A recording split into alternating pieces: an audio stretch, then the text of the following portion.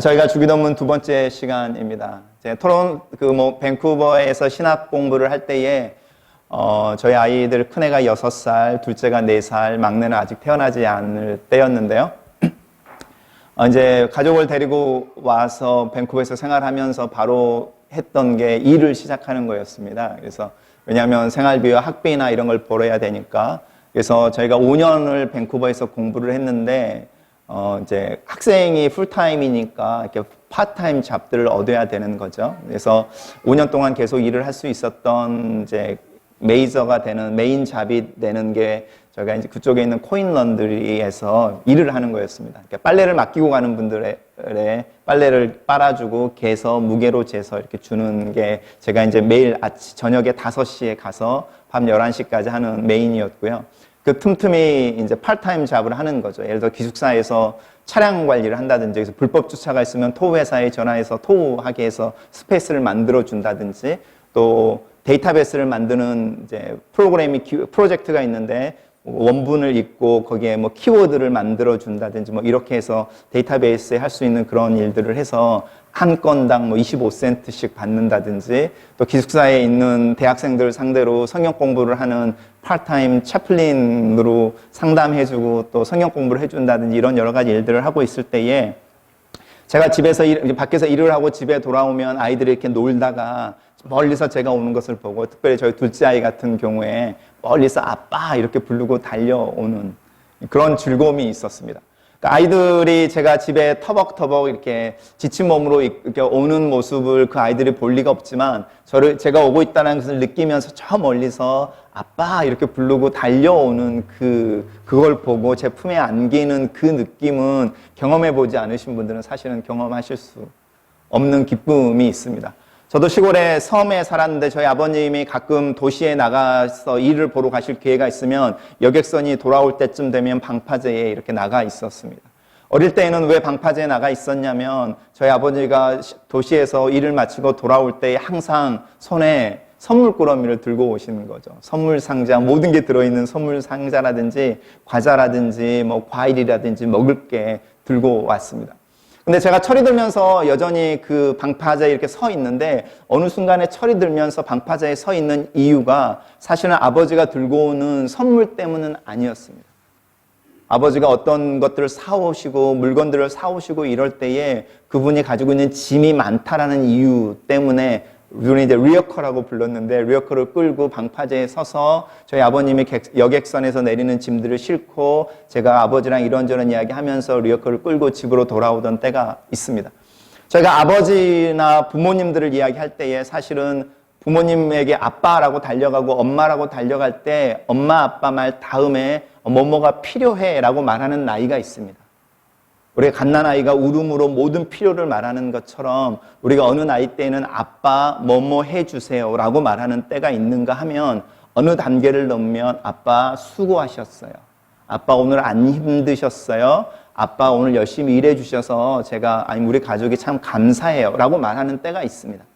우리의 기도라고 말하는 부분도 어느 때가 되면 하나님, 아버지 뭘 해주십시오라고 눈만 감으면 아빠 뭐 해주세요라고 말하는 기도의 단계가 있는가 하면 눈을 감고 아버지 나를 사랑해 주셔서 감사합니다. 나와 함께 하신 것을 감사합니다. 지금도 나를 위해서 일해 주시는 것이 감사합니다라고 말하는 기도의 성숙의 단계가 있습니다.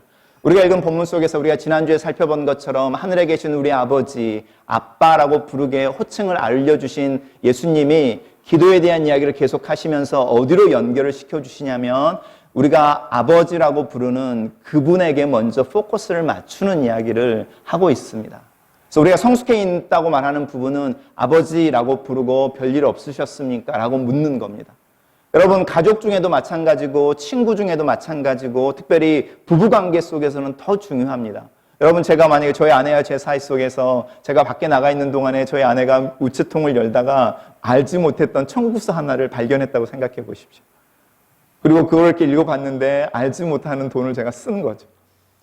그러면 저희 아내의 마음속에는 오기만 해봐 이 마음이 들어있는 거잖아요. 문을 열고 들어오자마자 제일 첫 마디가 말해. 그 돈 어디에 썼어? 이렇게 나가는 거죠. 그렇게 나가면 대화가 일어나지 않는 거죠. 근데 정말 지혜로운 아내나 남편은 그거를 참는 거잖아요. 왔어, 수고했어, 덥지, 시원한 물 줄까? 뭐 이렇게.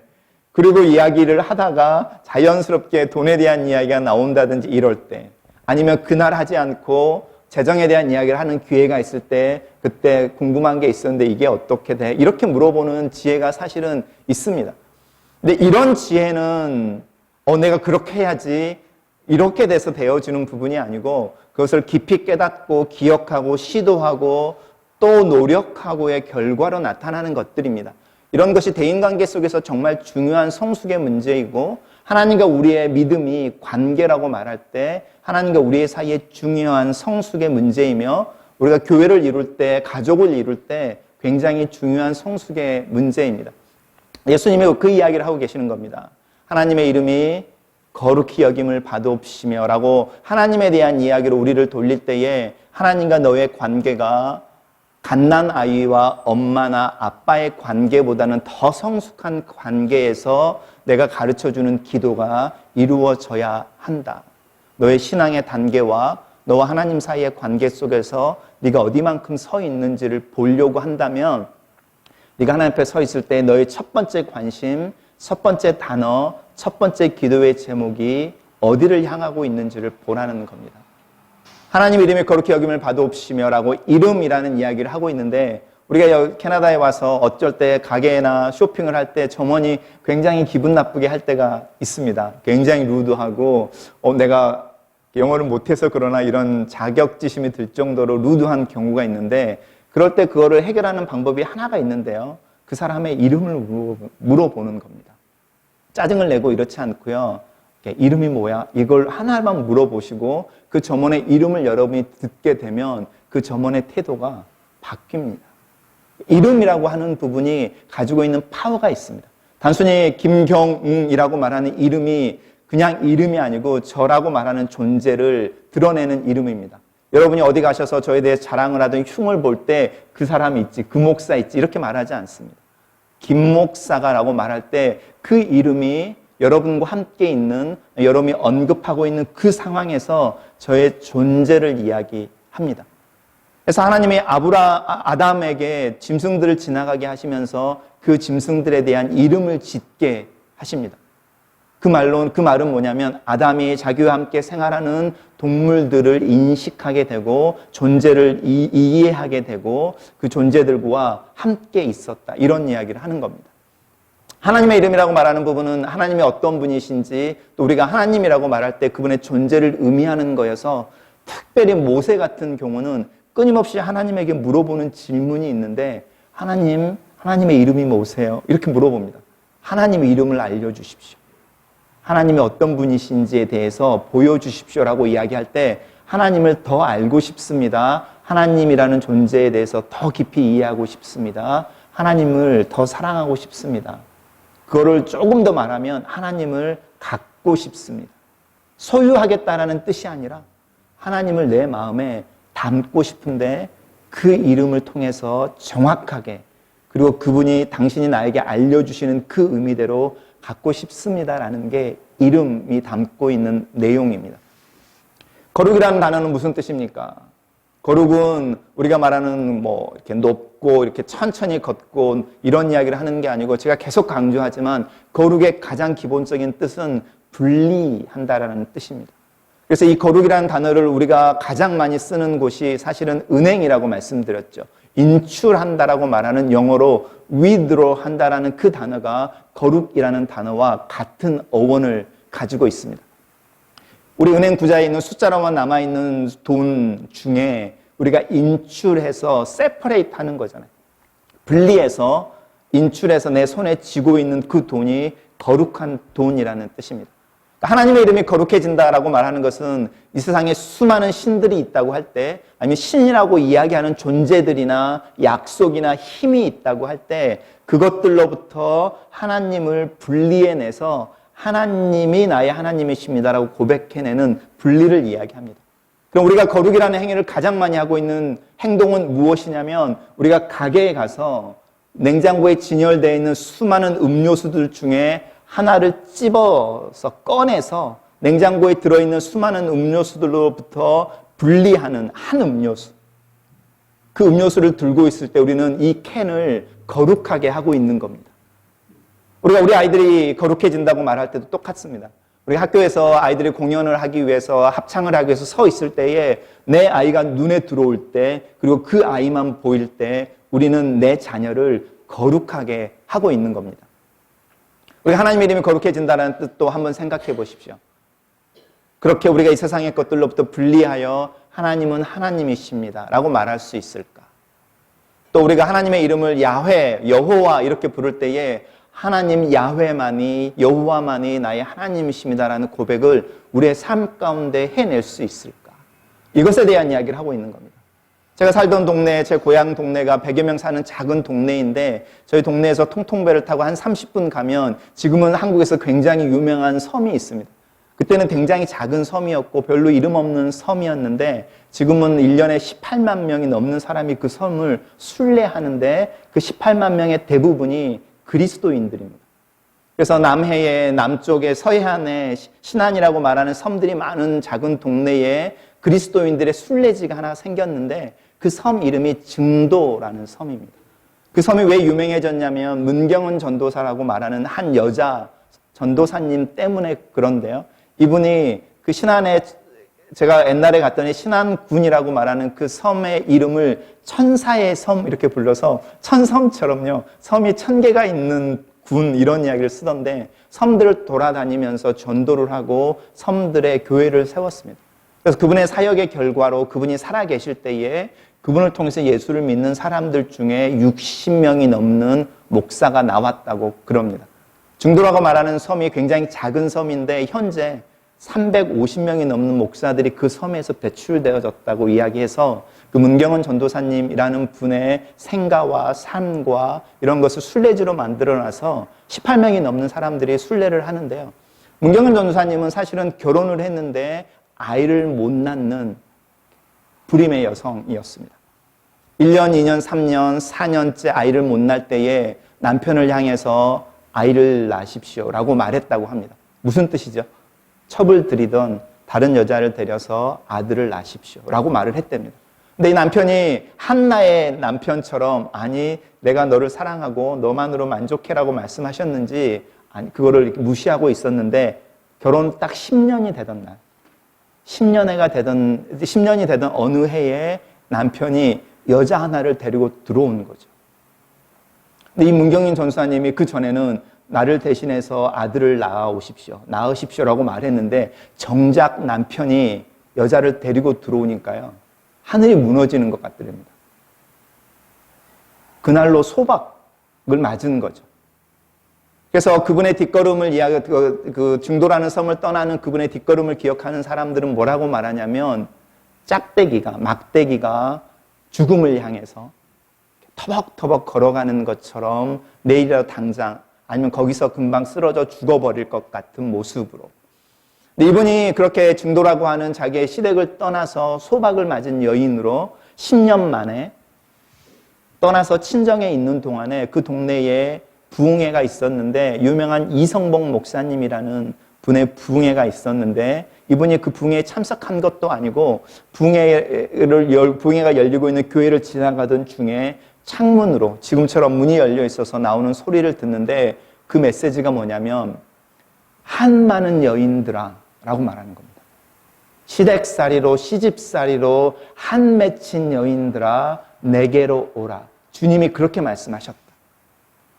한 많은 여인들아 내게로 오라 내가 너희를 쉬게 하리라 라는 그 주님의 말씀이 그 이성복 목사님을 통해서 나오는 그 한마디에 이분이 교회에 들어가서 예수를 믿고 이성복 목사님을 1년을 따라다니면서 성경을 배우고 신앙을 배우고 그리고 나서 1년 반쯤 됐을 때에 중도라는 섬으로 돌아오는 겁니다.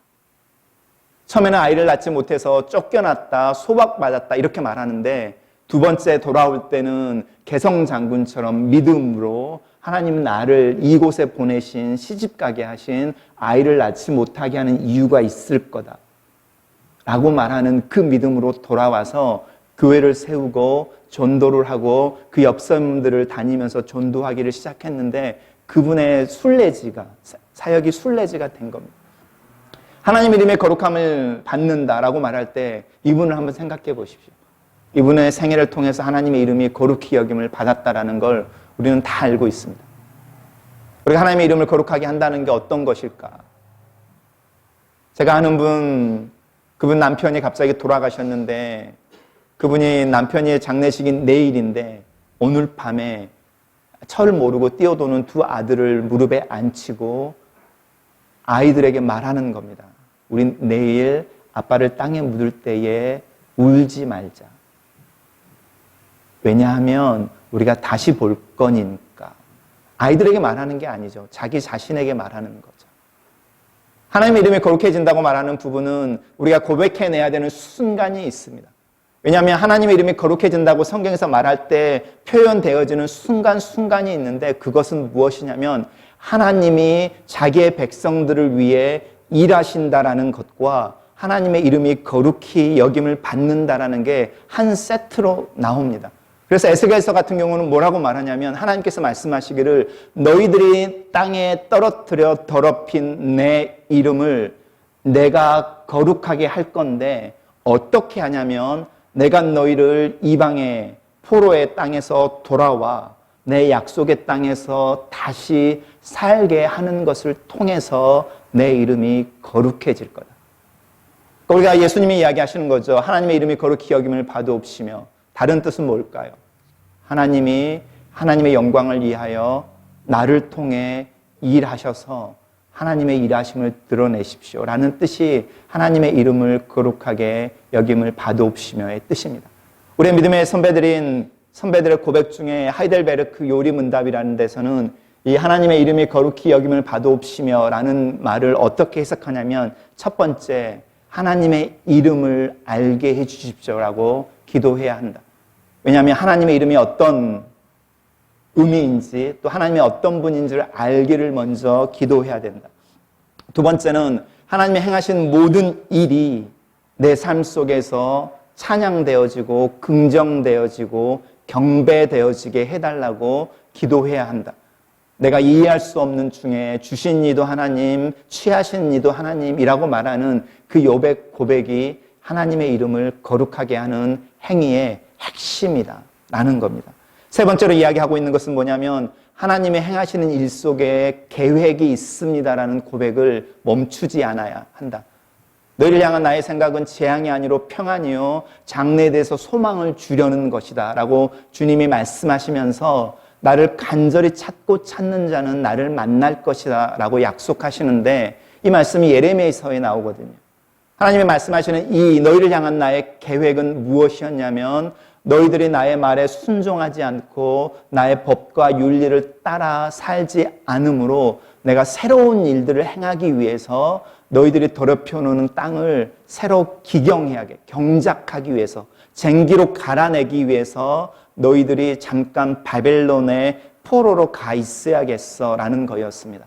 나라가 멸망하고 나라가 없어져 버리고 유리하는 백성들이 되고 포로가 되고 식민지 사람으로 70년을 살아가는 게 하나님의 계획이었는데 재앙이 아니라 평안이라는 겁니다. 왜냐하면 내가 너희들을 위해 더 배려한 계획 속에서 더 나은 계획 속에서 잠깐의 시련이 가는데 이 시련을 통해서 너의 마음에 뭐가 있는지를 보게 되고 너희 마음이 얼마나 단단하고 완악한지를 보게 되고 너희 힘으로 살 수 없어 하나님의 은혜가 필요한 사람들이라는 자각을 하게 되고 내가 내 영을 너의 마음에 부어버려 내 법이 성경에 있는 게 아니라 너희 마음판에 새겨져 버려서 내가 아버지인 것을 너희들 알게 하고 너희도 모르게 주님이라고 말할 때 아빠라는 말이 동시에 튀어나오고 아무런 부담이 없을 그 경지에 이를 수 있도록 내 영을 너희 마음속에 부어버리는 새 일이 진행되어지는 첫 시작으로 너희가 잠깐 너의 고향을 떠나는 거여서 계획이고 소망이고 축복인데 너희들이 그것을 이해할 수 없다면 나를 찾으라는 겁니다. 왜 이런 일이 일어났습니까? 하나님 어떤 계획으로 나를 향해 이런 어려움을 주십니까? 내가 지금 씨름하고 있는 이 문제의 의미는 무엇입니까? 내가 이 속에서 무엇을 할 수 있겠습니까? 라는 질문을 하나님에게 끊임없이 던져보라는 겁니다. 그게 하나님의 이름을 거룩하게 하는 방법이라는 겁니다. 마지막으로 이야기하는 네 번째 이야기하는 것은 하나님의 이름을 거룩하게 한다라는 것은 우리의 삶 속에 우선순위로 하나님을 두는 고백을 멈추지 말라는 겁니다. 하나님은 하나님이십니다. 우리 아버지가 대통령이라고 생각해 보십시오. 제가 대통령 집무실에 달려 들어갈 수 있고 일을 하고 계시는 그 아버지를 방해할 수도 있고 그 아버지의 책상에 앉을 수도 있고 또 다른 내 친구들을 데려다가 내 아버지에게 가서 내 친구야라고 소개시켜 줄 수도 있습니다. 저희 아버지가 대통령이지만 시험이 있다면 사실 그 시험을 만질 수도 있고 잡아당길 수도 있습니다. 그게 친밀함이라는 겁니다. 그런데 만약에 제가 대통령인 우리 아버지를 대신해서 문서 하나에 사인을 했다고 생각해 보십시오. 이것은 친밀함의 문제를 넘어서는 또 다른 문제를 일으켜냅니다. 우리 하나님을 아빠라고 부를 때에 친밀함이 강조되어지는 것과 내 아버지가 대통령이라고 말하는 또 다른 영역에 내가 그 대통령이라는 라인을 넘어버리는 것은 전혀 다른 문제입니다. 우리 하나님을 향해서 두 가지의 동전의 양면처럼 이 두 가지를 다 가지고 있습니다. 아버지가 대통령이어서 내가 청와대에 삽니다. 집무실에 들어갈 수 있습니다. 내 친구들 데리고 가서 거기를 뛰어다닐 수도 있습니다. 뭐든지 다 할 수 있습니다. 라고 말할 때 그 뭐든지라고 하는 영역이 친밀함 속에서 허용되어지는 영역과 나는 대통령이 아니고 우리 아버지가 대통령입니다. 라고 말하는 영역 속에서 다른 의미로 반영되어지는 게 있습니다. 우리가 이것을 구별하지 못하면 하나님을 나를 사랑하신다면서 왜 이런 일이 나에게 있지요? 라는 질문에 답을 찾을 수가 없습니다. 하나님의 이름이 거룩히 여김을 받는다라고 말할 때 맨 마지막 하나님은 하나님이십니다. 나는 하나님의 아들이라 불러주시는 그 고백에 감사함으로 저를 아들이라 불러주시니 감사합니다라고 고백할지언정 그리고 그 친밀함을 누릴지언정 나는 하나님은 아닙니다. 라고 말하는 믿음의 고백이 하나님의 이름을 거룩하게 하는 마지막 마침표입니다. 우리 마음을 한번 돌아보십시오. 우리는 하나님을 아버지라 부를 때 그분의 시험까지도 만질 수 있는 친밀함을 경험하고 있는가? 그러면 가슴에 내 귀를 기울이면 사랑 때문에 뛰는 그분의 심장 소리를 들을 정도로 그분을 친밀하게 경험하는가? 저기서 멀리 아버지가 오는 흔적만 느껴져도 소리만 들려도 아빠라고 달려갈 수 있는 믿음을 가지고 있는가?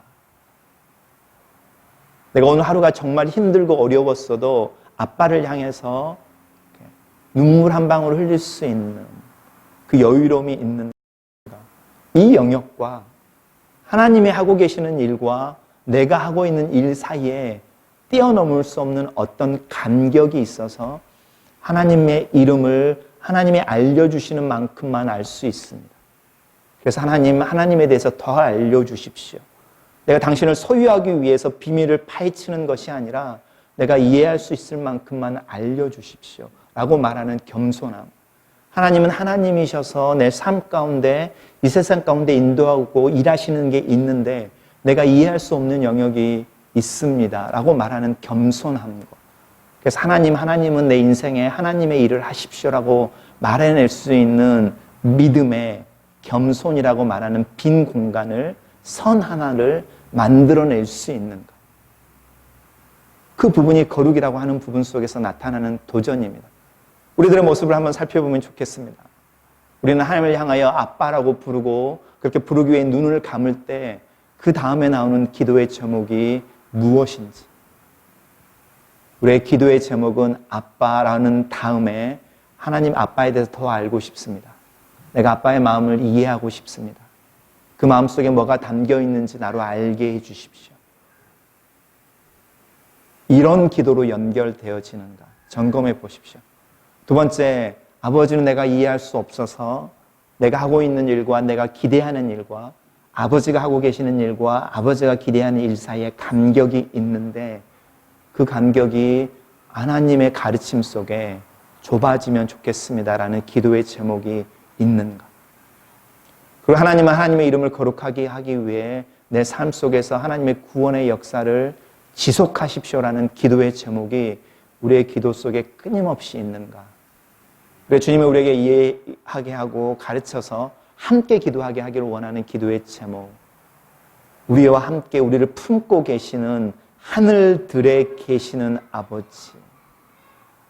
그 아버지의 이름을 내가 더 알길 원하고 내가 높이길 원하고 더 친밀하게 경험하면서도 다르다고 하는 부분을 인정하기를 원하는데 나를 그 관계로 인도해 주십시오라는 기도의 제목으로 넘어가고 있는가. 우리 시간에 같이 잠깐 기도하실 때에 하나님, 내가 하나님의 이름을 높이기를 원합니다 라고 말할 때 하나님이 누구인지 더 알려주십시오.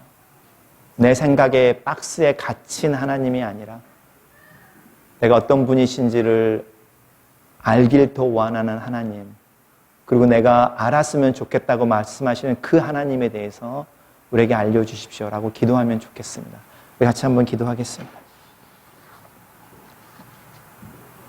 살아계신 하나님 아버지, 하나님의 이름이 거룩히